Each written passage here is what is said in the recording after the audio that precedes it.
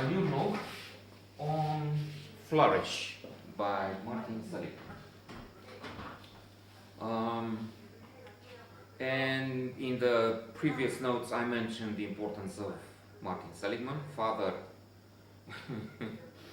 with his friend, but not in a homosexual relationship, Mihaly C, another father of positive psychology. And I reached from his formula PERMA, P-E-R-M-A, for happiness. I reached E in the last note.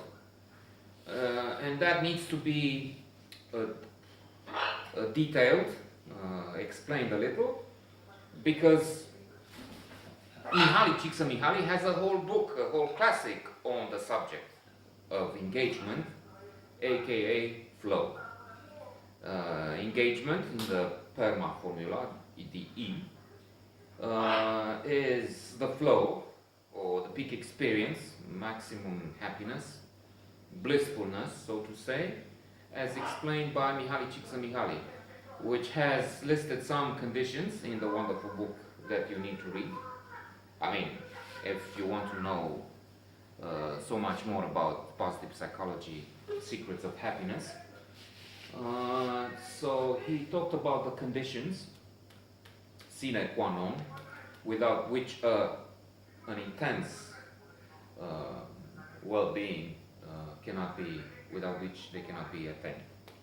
So we need challenges, hence this recording. These notes are in a way a challenge to myself. They don't have an audience, so to say, but in many ways it's irrelevant as long as I have the fiction that there might be an audience somewhere. If someone somewhere can read this, that may work for me.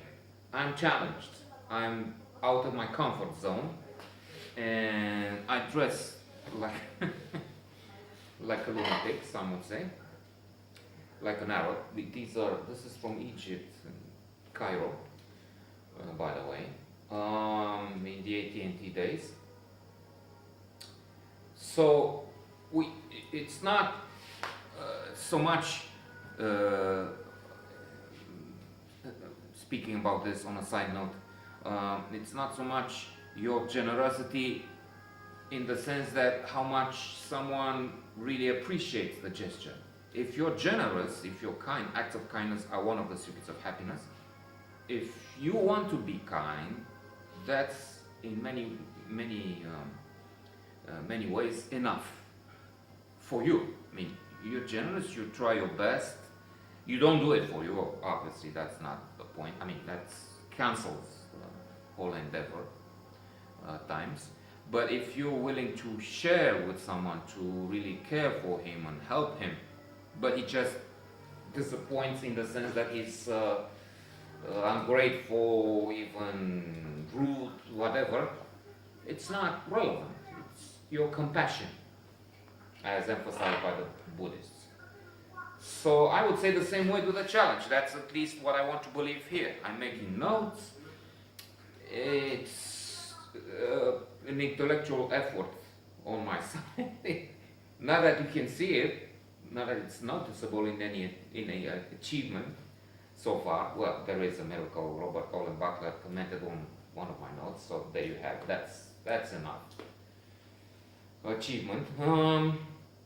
But it's you reach a level of happiness when you engage and when you're challenged.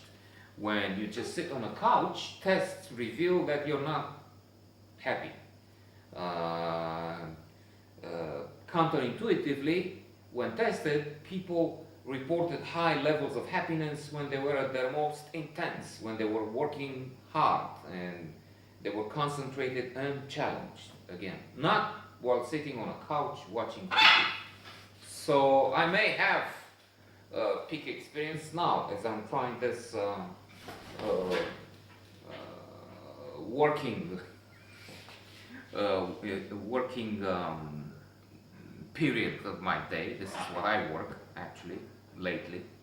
I read and make notes.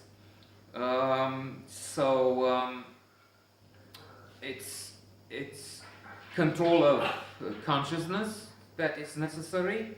Feedback I already mentioned in the previous note, and it's also an interesting lack of awareness of self, which leads further on to a higher level of awareness. I'm not sure if I can explain this and if I really got it right. But that's the best way. Again, teaching others, even if it's virtual others, and these others I'm teaching now are not okay but zero. That's when you learn better yourself. If you learn about something, well, if you read something, much of it is gone. If you repeat it, then you get to maintain some text out of that. But the best way to assimilate and learn it is to teach others. So that's another point in this enterprise of making notes. Even if it's for nobody, I will learn better myself. So getting out of the comfort zone is good. You have to be above the boring level and under the overwhelming limit. You have to be in between. If you're overwhelmed, that's not working. If you're bored, again, there's no happiness. But I'll have to come back to this.